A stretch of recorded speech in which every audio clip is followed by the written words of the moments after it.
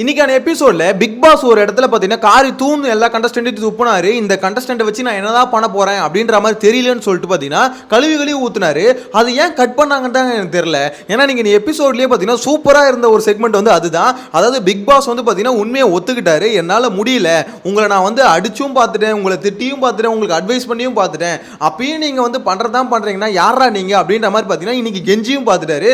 ஏன்னா ஒரு பக்கம் பார்க்கும்போது பாவமா இருந்தது. ஸோ அந்த செக்மெண்ட் அப்படியே கட் பண்ணி தூக்கி போட்டாங்க. அது வந்து ரொம்ப மன வருத்தமா இருக்கு பிக் பாஸ் டீம். அது மாதிரி பண்ணாதீங்க. ஆனா அதுக்கு ஈக்குவலா இன்னொரு சூப்பரான ஒரு கிளிப்ஸ் வந்து ஆட் பண்ணியிருந்தாங்க. திவாகர் வந்து பாத்தீங்கன்னா ஃபைனலா நீங்க எபிசோட்ல வந்து கேமரா கிட்ட பேசும்போது டக்குன்னு கேமரா அப்படியே திரும்பிச்சு பாருங்க. உண்மையில ஹைலைட். அதாவது இந்த ஆள் பேசுறத காமிக்கவே கூடாது அப்படின்ற மாதிரி பிக் பாஸ் டீமே முடிவு பண்ணிட்டாங்களா என்னன்னு தெரியல. சத்தியமா பயங்கரமா நோஸ் கட் பண்ண மாதிரி தாங்க இருந்தது அது. அதுக்கப்புறம் ஒரு முக்கியமான விஷயம் இன்னைக்கான எபிசோட்ல ரொம்ப இன்ட்ரெஸ்டிங்கா நான் பார்த்த வரைக்கும் என்ன தெரியுமா, இந்த இவங்க பார்வதியும் கமருதீன் இருக்காங்களே, இவங்க ரெண்டு பேரும் பாத்தீங்கன்னா திருப்பி அடிச்சுக்கிட்டாங்களே, அதை பார்க்கும்போது ரொம்ப முக்கியமான ஒரு விஷயமா தோணுது. ஏன் சொல்லுங்க, இதோட எத்தனாவது தடவை கவுண்ட் பண்ணிட்டு இருக்கேன் இந்த ரெண்டு மூஞ்சிங்களும் பார்த்தீங்கன்னா அடிச்சுக்கிட்டு திருப்பி சேர்றது அதை பார்க்கறதுக்கு. ஸோ இதுங்க வந்து பார்த்தீங்கன்னா என்ன பண்ணுதுங்கன்னு தெரியல. ஆல்ரெடி உண்மையிலே ரொம்ப இரிட்டேட்டிங்காக இருக்கு. இது ரெண்டும் பார்த்தீங்கன்னா அடிச்சுக்கிறதுக்கு ஒரு காரணம் இருக்கு, வேலிடான ஒரு ரீசன் இருக்கு. அடிச்சுக்கிறானுங்க. நம்மளும் நினைக்கிறோம் சரி இது ரெண்டும் சேரத்துக்கு வாய்ப்பு இல்லை, அதாவது பார்த்தீங்கன்னா எப்படி சொல்றது, ஒன்றுத்துக்கு ஒன்றும் ஒத்து போல அப்படின்ற மாதிரி தோணுது. கமருதீன் அப்பப்போ கொஞ்சம் மூளையை யூஸ் பண்ற மாதிரி தெரியுது. திடீர்னு பார்வதி வந்து பார்த்தீங்கன்னா சோப் போட்டு நீ எப்படி மூளையை யூஸ் பண்ணுவ, நீ தத்தி தானே, நீ மக்கு தானே, நீ அந்த கொடியை ஒழிச்சு வச்சதுலேயே எனக்கு தெரிஞ்சதுல நீ அந்த அளவுக்கு மக்கு தானே, ஸோ நீலாம் எதுக்கு மூளை யூஸ் பண்ணுறேன்னு ட்ரக்குன்னு சோப் போட்டு பார்த்தீங்கன்னா மூளையை வந்து யூஸ் பண்ணாமல் ஆஃப் பண்ணி விட்டுறாங்க. திருப்பியும் பார்த்தீங்கன்னா பழைய மோடுக்கு போயிட்டு பார்வதி இந்த மல்லான்னு போவாங்களே அந்த மாதிரி பார்த்தீங்கன்னா பாருன்னு ஓட ஆரம்பிச்சிருவான். எனக்கு என்னன்னு தெரியல. இன்னைக்கு பார்த்தீங்கன்னா திடீர்னு இன்னைக்கான எபிசோட்ல திருப்பி பார்த்தீங்கன்னா கமருதீன் வந்து ரிட்டர்ன் வந்து இல்ல நீ இதெல்லாம் என்கிட்ட பண்ணாத, பார்வதி வந்து டேய் கமு என்னடா அப்படின் போது இதெல்லாம் என்கிட்ட பண்ணாத போ அப்படின்ற மாதிரி எனக்கு துரத்தி விட்டான். பார்க்கலாம் இது எத்தனை நாளைக்கே போயிட்டு பார்வதி காலில் ஊந்திருக்க போறானா என்னன்னு தெரியல. கமருதீன் உண்மையிலே சொல்றேங்க, ஸ்டார்டிங்ல சில சண்டை வரும்போதெல்லாம் ஓகேப்பா கமருதீன் இதுக்கப்புறம் திருந்திடுவான், இதுக்கப்புறம் அவனோட இண்டிவிஜுவல் கேம் ஆடுவான் அப்படின்னு நம்ம யோசிப்போம்.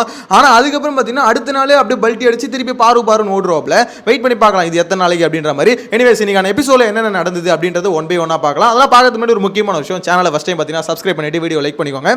இன்றைக்கான எபிசோட் இன்ட்ரெஸ்டிங்காக இருந்தது அப்படின்னு கேட்டிங்கன்னா அப்படிலாம் இல்லை, போரிங்காக தான் இருந்தது. இருந்தாலும் அதில் என்னென்ன செக்மெண்ட் இன்ட்ரெஸ்டிங்காக இருந்ததுன்னு சொல்லுவோம்ல, அதை மட்டும் தான் இன்றைக்கான ரிவ்யூவில் பார்க்க போகிறோம். ஏன்னா இன்னைக்கு காலையில் ஆரம்பிக்கும் போதே பார்த்தீங்கன்னா இது சபரி அந்த பாத்ரூம் ஒரு பிரச்சனை போச்சுல்ல, எதுக்குடா இதுக்கெல்லாம் ஒரு பிரச்சனை அப்படின்ற மாதிரி தான் இருக்குது. அதாவது நிறைய பேர் இருக்கீங்க பாத்ரூம் யூஸ் பண்ணணும், அடுத்தடுத்து ஒருத்தவங்க யார் ஃபஸ்ட்டு வராங்களோ அவங்க ஃபஸ்ட்டு போய்க்கலாம் அப்படின்றது ஒன்றும் பிரச்சனை இல்லை. அப்படி வச்சா நாங்கள் அடிச்சுப்போம் அப்படின்ற மாதிரி பார்த்தீங்கன்னா கெமி சொல்கிறாங்க. ஏன் அடிச்சுக்கிற, ஒருத்தவங்க நிற்கிறாங்களா ஓகே அவங்க போட்டோம் அதுக்கடுத்து நான் போகிறேன் அப்படின்ற மாதிரி போகலாம். அப்படி இல்லை நாங்கள் சொல்லி வச்சுட்டு போயிடுவோம், இதுதான் ஒரு நாள் ஃபாலோ பண்றோம், நீ எதுக்கு ரூல்ஸை மாத்துற அப்படின்ற மாதிரி சபரியை போட்டு கொட்டுன்னு கொட்டிட்டாங்க. கடைசியில் சபரி வந்து ஆஜராயிட்டாப்ல, ஐயோ நான் பண்ண தப்பு தாமா, பழைய ரூல்ஸே இருக்கட்டும் அப்படின்ற மாதிரி ஆஜராயிட்டு போயிட்டாரு. ஸோ இதுக்கப்புறம் பார்த்தீங்கன்னா டாஸ்க்னு சொல்லிட்டு பிக் பாஸ் எல்லாரையும் கூப்பிட்டு உட்கார வச்சாருங்க. அதுக்கு முன்னாடி ஒரு முக்கியமான மேட்ரு, இந்த கானா வினோத்துக்கும் திவாகருக்கும் அந்த பெட்ரூம் உள்ள ஒரு சண்டை வந்ததுல, அதை பார்க்கும்போது கானா வினோத்துக்கு எத்தனை வாட்டி சொன்னாலும் புரியலையான்னு தெரியல. திவாகரை வச்சு மட்டும் கண்டென்ட் பண்ணாதீங்க, கானா வினோத்துக்கிட்ட பொட்டன்ஷியல் இருக்கு, அவரால் நிறைய பார்த்தீங்கன்னா பயங்கரமா கவுண்டர் வந்து போட முடியுது. ஸோ திவாகர் கிட்ட மட்டும் அதை போஸ்ட் போட்டு வேஸ்ட் பண்ணாதீங்க. அந்த ஆள் சொல்றாருல என்ன வச்சு நீங்க ஃபேமஸ் ஆவறீங்க, ஆக்சுவலா உங்க கவுண்டரால தான் அவரும் ஃபேமஸ் ஆகுறாரு. ஸோ அதனால தான் பார்த்தீங்கன்னா வெளியே ரீச் இருக்கு, உங்க சண்டையால தான் திவாகர் மேல ஃபோக்கஸ் போகுது, அதை கட் பண்ணுங்க முதல்ல அப்படின்னு எத்தனை தடவை சொன்னாலும் அவருக்கு அது புரிய மாட்டேது. திருப்பி திவாகர் நோண்டிட்டு இருக்காரு. அந்த ஆள் பார்த்தீங்கன்னா திவாகர் இன்னைக்கு லிட்டரலா கானா வினோத்தை ஒரு இடத்துல பார்த்தீங்கன்னா அடிச்சாரு. அது ஆக்சுவலா 1 hour ஷோல அந்த அளவுக்கு உங்களுக்கு தெரிஞ்சிருக்காது, லைவ்ல பார்க்கும்போது தெரிஞ்சிருக்கும். போய் அடின்னு அதாவது ஒரு மாதிரி தள்ளிக்கிட்டே இருப்பாப்ல, ஃபுல் பவரை காமிச்சாரு அப்படின்ற மாதிரி தான் சொல்லணும். அது வந்து பார்த்தீங்கன்னா இவங்க ரெண்டு பேரும் போடுற சண்டை ரொம்ப சீப்பா போயிட்டு இருக்கு. தோசை அப்படின்னு கானா வினோத்து கலாய்க்கிறதாகட்டும், இவர் திவாகர் வந்து பார்த்தீங்கன்னா வடசட்டி அவர் கலாய்க்கிறத என்னடா சின்ன பசங்க சவுண்டு சண்டை மாதிரி இருக்கு அப்படின்ற மாதிரி இருந்தது. உண்மையில ஸ்கூல் பசங்க இந்த 4வது 5வது படிக்கிற பசங்க சண்டை போடுவாங்கல்ல அந்த மாதிரி இருக்கு இவங்க ரெண்டு பேரும் சண்டை போடுறது. உங்க வயசு என்ன, நீங்க நடந்துக்கிற விதம் எப்படி இருக்கு அப்படின்ற மாதிரி தாங்க இருந்தது. எனிவேஸ் இதுக்கப்புறம் பார்த்தீங்கன்னா அந்த டாஸ்க்னு கூப்பிட்டு உட்கார வச்சார்ல, அங்கதான் மெயினான சம்பவமே. லிட்டரலா பார்த்தீங்கன்னா பிக் பாஸ் அப்படியே ஓப்பனா சொல்றாரு, உங்களை நான் வந்து திட்டேன், உங்களுக்கு அட்வைஸும் பண்ணிட்டேன், அப்படி இருந்தாலும் ஏதோ ஒன்று இடிக்குதுன்னு சொல்லிட்டு பிக் பாஸ் சொல்றாரு. எனக்கு தெரிஞ்சு ஏதோ ஒன்று இடிக்கல, இந்த தர்பீஸ்னு ஒன்று இருக்குல்ல அது பயங்கரமா இடிக்குது, அதுக்கப்புறம் பாருன்னு ஒன்று இருக்குல்ல அதுவும் இடிக்குது, இது ரெண்டும் இடிக்குது. ஸோ இதுக்கப்புறம் ஒரு எனக்கு தெரிஞ்சு ஒரு 4-5 பீஸுக்கு இருங்க இந்த வீட்டில். ஸோ இதுங்க அப்படியே பார்த்தீங்கன்னா எவிக்ஷன்ல போட்டு தூக்கி வெளியே தள்ளிட்டாங்கன்னா திருப்பி வயல்கால என்ட்ரியில் ஒரு 4-5 பேர் உள்ள விட்டு கேமை ஃப்ரெஷ்ஷாக ஸ்டார்ட் பண்ணுங்க. நியூ பிக் பாஸ்ன்னு சொல்றீங்களா, அதுதான் நியூ பிக் பாஸ், ஃப்ரெஷ்ஷாக ஸ்டார்ட் பண்ணுங்க, கேம் உண்மையிலேயே இன்ட்ரெஸ்டிங்காக போகும். இங்க இருக்க பிரச்சனை என்ன தெரியுமா, சில கண்டஸ்டன்ட் ஒரு 4-5 கண்டஸ்டன்ட் இருக்குன்னு வச்சுக்கோங்களேன், அவங்களுக்கு வந்து மூளை இல்லை. ஆக்சுவலாக எப்போ என்ன பண்ணுறோன்னு அவங்களே தெரிய மாட்டுது. டக்குன்னு பார்த்தீங்கன்னா டெம்பரை லூஸ் பண்ணிடுறாங்க. எல்லாம் ஒரு மாதிரி பார்த்தீங்கன்னா என்ன பண்ணுறோம், எதுக்கு இந்த வீட்டுக்குள்ளே இருக்கும் அப்படின்றதே அவங்களுக்கு தெரிய மாட்டுது. ஏதோ இஷ்டத்துக்குன்னு அப்படிப்பட்ட கண்டஸ்டன்ட்டை இவங்க சூப்பராக இன்டர்வியூ எடுத்தாங்களே, அந்த மாதிரி சூப்பர் இன்டர்வியூவில் வந்து அவங்க பாஸ் ஆகி அவங்களாம் உள்ளே வந்திருக்காங்க. அதோட விளைவு தான் பார்த்தீங்கன்னா நீங்கள் அனுபவிக்கிறாங்க. பிக் பாஸே அப்படா ஒத்துக்கினாரு, இதுக்கப்புறம் நானும் உங்களில் ஒரு கண்டஸ்டன்ட் அப்படின்ற மாதிரி அவரே பார்த்தீங்கன்னா ஒத்துக்கிட்டு, இதுக்கப்புறம் நான் எல்லாத்தையும் பார்த்தீங்கன்னா கோடு போட போகிறது இல்லை, உங்களுக்கு ரோடு போட்டு மேப் போட்டு எல்லாமே டீட்டெயிலாக கொடுக்குறேன் அப்படின்ற மாதிரி சொல்லிட்டாரு. ஏன்னா இவங்களுக்கு டாஸ்க்குன்னு லெட்டர் கொடுத்து அமிச்சு படிக்க வச்சா வேலைக்கு ஆகுது. இதுக்கப்புறம் பிக் பாஸ் டீம் என்ன தரம் பண்ணணும், ஒரு வீடியோ ஒன்று ரெடி பண்ணணும். ஒரு டாஸ்க்கு கொடுக்கும்போது ஒரு ராஜா டாஸ்க்கா, ஓகே இந்த ராஜா இவங்க இதெல்லாம், அதாவது நீங்கள் அப்படியே காப்பி பேஸ்ட் மட்டும் பண்ணுங்க அப்படின்னு சொல்லுங்க. அப்படி சொல்லியும் இவங்க பண்ணுறது கஷ்டம் தான், அது வேற விஷயம். ஆனால் அப்படி பண்ணுங்க. இதுக்கப்புறம் லெட்டரை கொடுத்து நீங்கள் 10 வாட்டி எக்ஸ்பிளைன் பண்ணி அவனுங்க புரிஞ்சுக்கிட்டு அந்த டாஸ்க்கை ரன் பண்ணி எதுக்கு இவ்வளோ தொல்லை அப்படின்ற மாதிரி தான் என்ன பொறுத்த வரைக்கும் சொல்ல தோணுது. உண்மையிலேயே புரிஞ்சிக்க மாட்டாங்க. ஆக்சுவலாக ஒரு சொல்ல வர விஷயம் என்னன்னா, உங்களுக்கு கொடுத்த கேரக்டர் இருக்குல்ல, அந்த கேரக்டரில் நீங்கள் வந்து பார்த்தீங்கன்னா டெவலப் பண்ணுங்க. ஒரு கேரக்டர்னு ஒன்று கொடுக்குறோம், அதுக்கு ஒரு சுச்சுவேஷனை கிரியேட் பண்ணி கொடுக்குறோம். அந்த கேரக்டர் எப்படி யோசிக்கும், அடுத்து இந்த கேரக்டர் என்ன பண்ணணும். இப்போ 2 நாடுன்னு இருக்கு, சரி ஓகே 2 நாட்டு மன்னர்கள் இருக்காங்க, அந்த மன்னர்கள் எப்படி நிர்வகிக்கணும், ஓகே எதிரி நாட்டு மேலே போர் தொடுக்கலாமா, இல்லை அவங்க கிட்ட இருந்து ஏதாவது ஒரு ஆளுங்களை வந்து இந்த பக்கம் இழுக்கலாமா, ஸோ இந்த மாதிரி சூசகம் எல்லாம் பண்ணலாமா, இது இப்படிலாம் யோசிக்கணும். ஆனால் இதை பற்றிலாம் யோசிக்கிறதே இல்லை. இங்கே வந்து அவன் என்ன கலாய்க்கிறான், நீ என்ன கலாய்க்கிற இப்படின்ற மாதிரி திரும்ப மாற்றி கலாச்சிக்கிற ஒரு மாதிரி டாஸ்க் மாதிரி இதை கொண்டு போயிட்டு இருக்காங்க. ஆனால் அப்படிப்பட்ட டாஸ்க் மட்டும் இல்லை, இது அதுவும் இருக்கும். ஆனால் அதுக்கு மட்டுமே இந்த டாஸ்க் இல்லை. அதில் வந்து பார்த்தீங்கன்னா கானா வினோத் திவாகரை கலாய்க்கிறாரு. கலாச்சோன்னு பார்த்தீங்கன்னா இங்கே தான் வந்து ஆக்சுவலாக இன்னைக்கான எபிசோடே ஸ்டார்ட் ஆகுது. அவர் கலாச்சோன் அதுக்கு முன்னாடி ஒரு முக்கியமான விஷயம், விக்கல் சீக்கிரம் வந்து ப்ரொமோட் பண்ணி ராஜா ஆகிட்டாங்க, பார்வதி வந்து பார்த்தீங்கன்னா ப்ரொமோட் பண்ணி ராணி ஆகிட்டாங்க, திவாகரையும் கானா வினோத் டீ ப்ரொமோட் பண்ணி மந்திரி ஆகுங்கடா அப்படின்ற மந்திரி ஆகிட்டாங்க. அதுக்கு பிக் பாஸ் ஒரு சப்பக்கட்டு கட்டினாரு. நீங்கள் சரியாக வேலை செய்யலன்னு இல்லை, அவங்க வேலை செஞ்சால் எப்படி இருக்குன்னு பார்க்கணும் அப்படின்னு சொல்லிட்டு பார்த்தீங்கன்னா ஒரு சப்பக்கட்டு கட்டினாரு. எனக்கு தெரிஞ்ச அது தேவையில்லாத வேலை. ஏன்னா 2 பேரும் பார்த்தீங்கன்னா இந்த ராஜ்யத்தை எப்படி வழி கொண்டு நடத்திட்டு கொண்டு போகிறது அப்படின்ற மாதிரி யோசிக்காம தர்பீஸ் எப்படி கலாய்க்கிறதுன்னு கானா வினோத் யோசிக்கிறாரு, கானா வினோத் எப்படி சமாளிக்கிறதுன்னு தர்பீஸ் யோசிக்கிறாரு. இதுதான் பார்த்தீங்கன்னா நேத்திக்கான எபிசோட் நடந்தது. ஸோ அதனால தான் பிக் பாஸ் டீமே வேறு வழி இல்லை, இதை மாற்றி ஆகணும்னு சொல்லிட்டு மாற்றி விட்டாங்கன்னு வச்சுக்கோங்களேன். ஸோ இவங்க 2 பேரும் வந்ததுக்கப்புறம் பார்வதி என்ன நினைக்கிறாங்க, ஓகே நம்ம இந்த ராஜ்யத்தை எப்படியாவது பயங்கரமாக வழி நடத்தி கொண்டு போயிடணும், அப்போ நம்ம ஒரு நல்ல ராணியாக மாறிடணும் அப்படின்னு நினைக்கிறாங்க. ஆனால் அவங்களுக்குள்ளேயே பார்த்தீங்கன்னா ஒரு ஆடு ஒன்று இருக்குது, அது யார் சொல்லுங்கள், தர்பீஸ் தான். அவங்களே போட்டு இன்னைக்கு அந்த ஆடு ஆக்சுவலாக ஆடை தான் எல்லாம் வெட்டுவாங்க, அந்த ஆடு போட்டு அவங்கள வெட்டிச்சு அப்படின்ற மாதிரி தான் சொல்லணும். கூடவே சேர்த்து கனியும் வெட்ட பார்த்துது. ஆனால் கனி வந்து திருப்பி எப்படி சொல்றது, பீஸ் தர்பீஸ் வந்து பார்த்தீங்கன்னா பீஸாக போட்டு பொழந்துட்டாங்க அப்படின்ற மாதிரி சொல்லணும். ஃபர்ஸ்ட் டைம் கனி ஒரு சண்டையில் போய் அந்த சண்டையை நம்ம பார்க்கும்போது ஓகேப்பா கனி சண்டை போடுறது பக்காவாக இருக்குது, அதுக்கு ஃபயர் விடலாம் அப்படின்ற மாதிரி தோணுச்சுன்னா, இத்தனை நாளில் இதுதான் சண்டை, கனி சண்டை போடுறது ஓரளவுக்கு லாஜிக்கலாக இருக்குது, ஒர்த்தாக இருக்குது, பக்காவாக ஓகே சப்போர்ட் பண்ணும் அப்படின்ற மாதிரி தோன்ற விஷயம் இன்னைக்கு வந்து சண்டை தான் வச்சுக்கோங்களேன். எனிவேஸ் அந்த சண்டைக்கான காரணம் என்ன, திவாகரை வந்து பார்த்தீங்கன்னா கானா வினோத் கலாய்க்கிறாரு. ஸோ கலாய்க்கும் போது பார்த்தீங்கன்னா அவர் ஏதோ திருப்பி கவுண்டர் கொடுக்குறாரு. அந்த இடத்துல அரோரா வந்து இப்போ சண்டை போடாதீங்க அப்படின்ற மாதிரி சொல்கிறாங்க. எதுக்காக அரோரா சொன்னாங்கன்னா, பிக் பாஸ் வந்து அப்பதான் கழுவி ஊத்திட்டு போயிருப்பாரு, இந்த மாதிரி கத்த வேணாம் கத்தாதீங்க, ஒரு மாதிரி கத்திக்கிட்டே இருக்கீங்க அப்படின்னு அவன் சொல்லியிருப்பாரு. ஸோ அதனால தான் பார்த்தீங்கன்னா கத்தாதீங்கன்னு அரோரா சொல்லியிருப்பாங்க. உடனே ஒரு வந்து ஏய் நீ என்ன இப்படி பேசுற அப்படின்ற மாதிரி எகிரிட்டு வருவார்ல, இதுதான் திவாகரோட கேரக்டர், இதுதான் திவாகர் கிட்ட இருக்க பிரச்சனை. அவர் வந்து பார்த்தீங்கன்னா சில சமயம் நம்மளுக்கு யோசிக்க தோணுது, இருந்தாலும் வந்து எல்லாம் கரெக்டாக இருக்கா, மூளைலாம் கரெக்டாக வேலை செய்யுதா, இல்லை ஏதாவது பிரச்சனை இருக்கா, தீபக் ஏதோ சொன்னார்ல ஏதோ டிசார்டர் இருக்குன்னு, அதெல்லாம் போய் கொஞ்சம் செக் பண்ணி பாருங்க திவாகர் அப்படின்ற மாதிரி தான் இருக்கு. சடனாக அந்த அளவுக்கு பொங்கி ஒரு மாதிரி யார் என்னன்னு பார்க்காம பார்வதி இருந்தாங்க. பார்வதி அவ்வளோ நாள் எப்படி சொல்றது, திவாகர் தாங்குன்னு தாங்கிட்டு இருந்தாங்க. அந்த திவாகர் திடீர்னு பார்வதியை போட்டு பொழந்தா இருப்பாருங்க. எனக்கு அதெல்லாம் மிரண்ட பார்வதியை ஷாக் ஆகி நின்ட்டாங்க, என்னடா இருந்தாலும் எல்லாத்தையும் தூக்கி அடிச்சுட்டு போறான் அப்படின்ற மாதிரி. ஏன்னா திவாகர் வந்து பார்த்தீங்கன்னா அவங்க என்ன இருந்தாலும் இளவரசியா, இது அரோரா ஒரு ரோல். ஸோ அரோரா ஒரு ரோல் இளவரசின் போது அவங்க ஏன்னு சொன்னது தப்பு. ஸோ இது வந்து பார்த்தீங்கன்னா அரோராவுக்கும் அஃபெண்ட் ஆயிடுச்சு, என்னடா இருந்தாலும் திடீர்னு நம்மள எப்படி எகிர்றான். ஏன்னா அந்த இடத்துல அவ்வளோ கோவப்பட அவசியம் இல்லை, அது வந்து கானா வினோத் மேலே கோவம் வந்து அவர்கிட்ட காமிச்சிருக்கணும். இங்கே வந்து அரோரா வந்து காமிச்சோன்னா கண்டிப்பாக அவங்களுக்கு வந்து பிடிக்கல, அதை வந்து ரிப்போர்ட்டாக கனிகிட்ட கொடுக்குறாங்க, கனியை எடுத்துகிட்டு போயிட்டு ராணி கிட்ட கொடுக்குறாங்க. ராணி வந்து பார்த்தீங்கன்னா என்ன பண்ணுறதுன்னு தெரியாமல் சமாளிக்கிறாங்க. ஆக்சுவலாக இங்கே எதிர்ப்பு வந்து பார்த்தீங்கன்னா ரொம்ப அதிகமாக இருக்குது, இதுக்கு வந்து தீர்ப்பு கொடுத்தே ஆகணும்னு சொன்னோன்னே இப்போ பார்வதியோட எண்ணம் என்ன தெரியுமா, எப்படியாவது ராணி பதவியை நம்ம தக்க வச்சுக்கணும், தீர்ப்பு தப்பாக கொடுத்துட்டா நம்மளுக்கு ஆப்படிச்சிருவாங்க, கனி வந்து அந்த சீட்டில் உட்காந்துரும், அதனால நம்ம தீர்ப்பை வந்து நியாயமாக கொடுக்கணும் அப்படின்னு சொல்லிட்டு என்ன பண்ணிட்டாங்க, திவாகர் நீ பண்ணது தப்பு, நீ வந்து மன்னிப்பு கேள் அப்படின்னு மன்னிப்பா ஐயப்பாமா அப்படின்னு சொல்லிட்டு எல்லாத்தையும் தூக்கி போட்டு எல்லாத்தையும் தூக்கி அடிக்கிறாரு. எனக்கு புரியல, அதெல்லாம் என்னது உன்னோட ப்ராப்பர்ட்டியா, பிக் பாஸோட ப்ராப்பர்ட்டி அப்படின்னும் போது அந்த ப்ராப்ஸ் எல்லாம் எடுத்து எப்படி போட்டு உடைப்பேன், அந்த அளவுக்கு உனக்கு என்ன கோவம், என்ன பண்ண சொல்லிட்டாங்க, நீ ஒரு தப்பு பண்ண, அந்த இடத்துல உனக்கு சாரி கேட்க சொல்கிறாங்க, ஒன்று கேட்க முடியாதுன்னு சொல்லணும், அதுக்கு வாதம் இருந்தால் வாதம் வைக்கலாம், இல்லைனா அதுக்கான தண்டனை அனுபவிக்கணும், ஏன்னா உனக்கான ரோல் அது. ஆக்சுவலாக உன்னோட ரோலில் நீ பண்ண தப்பை தான் சொல்கிறாங்க. ஏன்னா அரோரா வந்து பார்த்தீங்கன்னா நீ அரோராவை திட்டேன்னு சொல்லிட்டு அவங்க கம்ப்ளைண்ட் பண்ணல. அந்த இடத்துல நீ வந்து ஒரு இளவரசியை வந்து அந்த மாதிரி ஏன்னு சொல்லக்கூடாது, மந்திரிக்கு அந்த ரைட்ஸ் இல்லை, அது சொன்னதுனால மன்னிப்பு கேளு அப்படின்ற மாதிரி சொல்கிறாங்க. அதை கேட்கணும் முடியணும்னு சொல்லணும், இல்லை கேட்க முடியாதுன்னா அதுக்கான தண்டனையை அந்த ரோலுக்கான ஒரு தண்டனையை கொடுக்க போகிறாங்க, அதை அனுபவிக்கணும். இல்லை அதே மாரி ஏதாவது புரட்சி பண்ணுற அப்படின்றமா அந்த ரோலில் இருந்து நீ ஏதாவது புரட்சி பண்ணலாம். நான் வந்து அந்த நாட்டுக்குள்ளே போகிறேன் இந்த அப்படின்னு ஏதாவது புரட்சி பண்ணலாம். இங்கே ஏன் திவாகர் அதெல்லாம் யோசிக்கலன்னா, யோசிக்கிற அளவுக்கு மூளை இல்லை. அந்த டாக்டர் ஊரை மாற்றி சுற்றிட்டு இருக்கான். சீரியஸ்லி சொல்கிறேன், யோசிக்கிற அளவுக்கு மூளை இல்லை.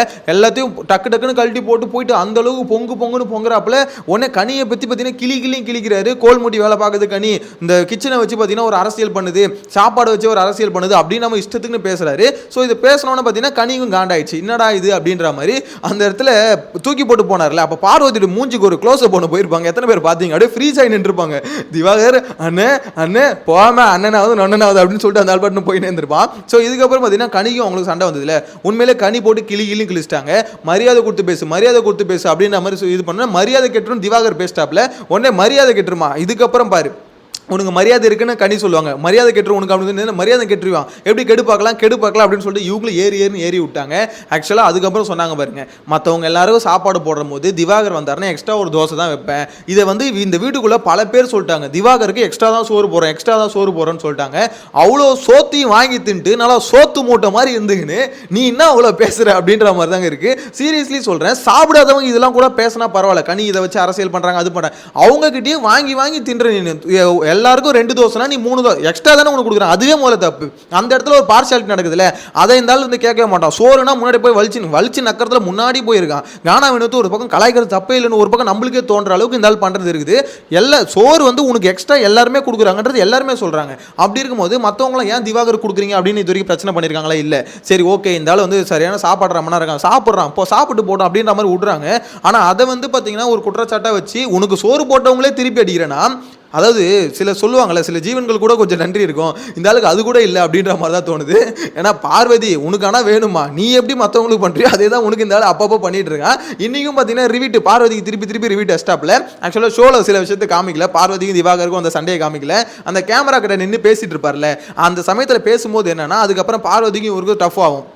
என்ன மேட்டர்னா, அந்த இடத்துல உன்னோட பதவியை காப்பாற்றிக்கிறதுக்கு நீ வந்து தீர்ப்பை தப்பாக கொடுக்குற, அந்த இடத்துல என்ன மன்னிப்பு கேட்க சொன்னது உன் பதவியை நீ காப்பாற்றிக்க இது பண்ணிட்டு அப்படின்னு சொல்லிட்டு பார்வதி பிடிச்சி ஏற ஆரம்பிச்சிட்டாரு. நீ யாருன்னு தெரியும், நீ என்னெல்லாம் பண்ணியிருக்கேன்னு தெரியும் அப்படின்னு நம்ம 2 பேருக்குள்ளே டஃப் ஆயிடுச்சு, சரியான சண்டை வந்துருச்சு. ஸோ இதுக்கப்புறம் தான் பார்த்தீங்கன்னா பார்வதி வெளியே வந்திருப்பாங்க. கமருதீனுக்கும் அவங்க பேர் அரோரா உட்காந்து பேசும்போது வந்திருப்பாங்களே, அப்போ தான் பார்த்தீங்கன்னா கமருதீன்கிட்ட அடி வாங்கிட்டு போயிருப்பாங்க. எனக்கு தெரிஞ்சு திவாகர்கிட்ட அடி வாங்கிட்டாங்க, கமருதீன்கிட்ட அடி வாங்கிட்டாங்க. இன்னும் பார்வதி யாருக்கிட்ட தான் அடி வாங்கலன்னு தெரியல. கூடயே இருந்த 2 சவாலைங்க அதுதான், அந்த 2 சவாலையும் போட்டு பொலன்னு இன்னைக்கு பொழந்துருச்சு அப்படின்னு நம்ம தான் சொல்லணும். அதுவும் கமருதீன் இன்னைக்கு ஒரு டெசிஷன் எடுத்திருக்காரு. அதை பார்க்கும்போது ஓகே, கமருதீனுக்கு கொஞ்சம் மூளை இருக்குது, கொஞ்சம் இவ்வளோண்டு தான் இருக்குது அப்படின்ற மாதிரி சொல்கிறேன். நாளை காலையில் வரைக்கும் பார்த்துட்டு அதுக்கப்புறம் கன்ஃபார்ம் பண்ணலாம். அந்த அவ்வளோண்டு மூளை கொஞ்சம் எக்ஸ்ட்ரா இருக்கா அப்படின்றது கொஞ்சம் நாளை காலையில் எபிசோட் வரைக்கும் பார்க்கணும். இல்லை நைட்டே போயிட்டு பார்த்தீங்கன்னா மலா அப்படின்ற மாதிரி. ஏன்னா கமருதீன் என்ன மைண்ட் செட்டில் இருக்கான்னு தெரியலையே, ஒரு மாதிரி ஒரு விதமான ஒரு ஃபீலிங்ஸில் இருக்காப்புல. அரோரா கிட்ட வந்தால் அவர் கொஞ்சம் கிளவராக பேசுகிறாப்புல, அரோரா கொஞ்சம் தள்ளி போயிட்டாங்கன்னா உடனே அந்த கிளவர்னஸ்லாம் போயிடு, உடனே பார்த்தீங்கன்னா மறுபடியும் மக்ருதீனா மாதிரி திருப்பி பார்த்தீங்கன்னா மக்கு மாதிரி பின்னாடி போய் சுற்ற ஆரம்பிச்சிடறாப்புல. எனிவேஸ், ஆனால் இன்னைக்கு உண்மையிலே நோஸ் கட் பண்ணது பயங்கரமாக இருந்தது. இதெல்லாம் என்கிட்ட பண்ணாது அப்படின்னு சொன்னார்ல, பக்கா பார்வதி போய் தொடும் போது இதெல்லாம் எனக்கு அது பார்வதி உனக்கு அசிங்கமாக இல்லையம்மா, ஏமா உனக்கு அந்த வேலை அப்படின்ற மாதிரி தான் அந்த பக்கம் பார்க்கும்போது லிட்டராக தோணுதில்ல, எதுக்கு அந்த மாதிரி பண்ணுற போயிட்டு ஒருத்தங்கிட்ட அப்படின்ற மாதிரி ஒரு பக்கம் தோணுதுன்னு வச்சுக்கோங்களேன். ஆனால் கமருதீன் வந்து டிக்ளேர் பண்ணிட்டாப்புல, இதுக்கப்புறம் பேசாத அப்படின்னு நம்ம டிக்ளேர் பண்ணாப்புல. வெயிட் பண்ணி பார்க்கலாம். இதுக்கப்புறம் ஒரு முக்கியமான விஷயத்தை மிஸ் பண்ணிட்ட மாதிரி, அந்த டாஸ்க்கு யோசிச்சே பார்த்துட்டு முடியாது இந்த அளவுக்கு ஒரு டாஸ்க் வைப்பாங்கன்னு. கொடியை ஒழிச்சு வச்சு அது கண்டுபிடிக்கிற டாஸ்க்கு என்ன சொல்கிறது, பிக் பாஸ் டீமும் பாவம் அவங்களும் என்ன தான் பண்ணுவாங்க. இது ஆக்சுவலாக ஃபன் டாஸ்க்குன்னு கொடுத்தாங்க. ஆக்சுவலாக அவங்க என்ன நினச்சிருக்காங்கன்னா, இந்த வீக்கை வந்து பார்த்தீங்கன்னா ஒரு மாதிரி ஃபன்னாக கொண்டு போகணும்னு நினச்சிருக்காங்க. யார் இவனுங்களை வச்சுக்கிட்டு நீங்கள் ஃபன்னாக கொண்டு போக போகிறீங்க அப்படின்ற மாதிரி தான் இருக்குது. ஏன்னா இங்கே வன்மம் வந்து பார்த்தீங்கன்னா இந்த சீசனில் தலை தூக்கி ஆடுது. வன்மம் வந்து பார்த்தீங்கன்னா கொஞ்சம் இல்லை, ஏக்கர் கணக்கில் வன்மம் வந்து இந்த சீசனில் இருக்குது. போன சீசனில் வந்து பார்த்தீங்கன்னா வன்மம் அந்தளவுக்கு இல்லை, கரெக்டாக. ஏன்னா முத்துக்குமரன் கூட கடைசியாக அந்த எபிசோடு வந்து இது சீசன் முடிகிறப்போ சொல்லியிருப்பாரு, இந்த சீசன் வந்து டாக்ஸிக் ஃப்ரீயான ஒரு சீசனாக இருந்தது, அதுக்கு காரணம் விஜய் சேதுபதி தான் அப்படின்ற மாதிரி முத்துக்குமரன் நிறைய பேர் சொல்லியிருப்பாங்க. நான் கூட லாஸ்ட்டாக ரிவ்யூவில் வந்து சொல்லியிருப்பேன், இந்த சீசன் ஓரளவுக்கு டாக்ஸிக் ஃப்ரீயாக இருக்குது அப்படின்ற மாதிரி. சீசன் 8 சொல்கிறேன். ஸோ அப்போ வந்து நான் என்ன சொன்னேன்னா, அதுக்கு வந்து கண்டஸ்டன்ட் தான் மெயினான காரணம், விஜய் சேதுபதி ஒரு காரணம் தான், கண்டஸ்டன்ட் தான் காரணம் அப்படின்னு சொல்லியிருப்பேன். ஆனால் இது வந்து பார்த்தீங்கன்னா இப்போ எல்லாரும் கிளியராக தெரிஞ்சிருக்கும், விஜய் சேதுபதிலாம் காரணம் இல்லை, அந்த கண்டஸ்டன்ட் மட்டும் தான் காரணம். அந்த அளவுக்கு பார்த்தீங்கன்னா டாக்ஸிக் ஃப்ரீயாக இருந்ததுக்கு இந்த சீசனை பார்க்கும்போது தான் எல்லாருக்கும் தெரியும் கண்டஸ்டன்ட் எந்த அளவுக்கு பார்த்தீங்கன்னா எப்படி சொல்கிறது மோசமாக இருக்காங்க, எவ்வளோ வன்மத்தில் சுற்றுறானுங்க. ஒரு டாஸ்க்காக கூட பார்க்க தெரியாமல் பாதி பேருக்கு பார்த்தீங்கன்னா மூளை ஆஃப் பண்ணி வச்சுட்டு சீசனுக்குள்ளே வந்திருக்காங்க அப்படின்ற மாதிரி தான் இருக்குது. பிக் பாஸ் காரி துப்புறாரு, அதாவது உங்ககிட்ட எப்படி இதுக்கப்புறம் எப்படி புரிய வைக்கிறதுன்னு தெரியலன்னு நானும் ஒரு கண்டஸ்டண்ட்டாக வந்துடுறேன்னு சொல்கிறாரு. கை தட்டுறாங்க அதுக்கு. எனக்கு அதை நினச்சா அதெல்லாம் ஏன் ஷோவில் எனக்கு தெரிஞ்சு பிக் பாஸ் டீம் அதை கட் பண்ணிட்டாங்கன்னு நினைக்கிறேன். அது கட் பண்ணாங்களா, அதுக்கான ரீசனை நான் என்ன நினைக்கிறேன்னா, அவங்களுக்கே தெரிஞ்சிருக்கு இதையும் போட்டு காமிச்சாங்கன்னா இந்த சீசன் ஃபெயிலியர் அப்படின்ற மாதிரி நம்மளே ஒத்துக்கிறது எல்லாருக்குமே தெரிஞ்சிடும். ஆல்ரெடி லைவ்ல போடும் போதே தெரிஞ்சு போச்சு இந்த சீசன் ஃபெயிலியர் அப்படின்றது, அவங்களே வந்து ஒத்துக்கிறாங்க. ஒவ்வொருத்தரையும் பிக் பாஸ் வந்து பார்த்தீங்கன்னா அக்செப்ட் பண்ணுறாரு, இந்த சீசன் ஃபெயிலியர்னு அக்செப்ட் பண்ணுறாரு, வயிற்றுலையும் வாயிலையும் வச்சுக்கிறாரு. அதை பார்க்கும்போது உண்மையிலே பாவமாக இருக்குது. பிக் பாஸ் டீமையும் பிக் பாஸையும் நினச்சா பாவமாக இருக்குது. விஜய் சேதுபதிக்கு பிரச்சனை இல்லை, வீக்கெண்ட் ஆனால் ஒரு நாள் ஷூட்டுக்கு வந்துட்டு அவர் பாட்டு ஓடி போயிடுறாரு, ஒரே நாளில் 2 ஷூட்டி எடுத்துகிட்டு ஓடி போயிடுறாரு. 15 நாள் ஷூட்டுக்கு வர போறாரா?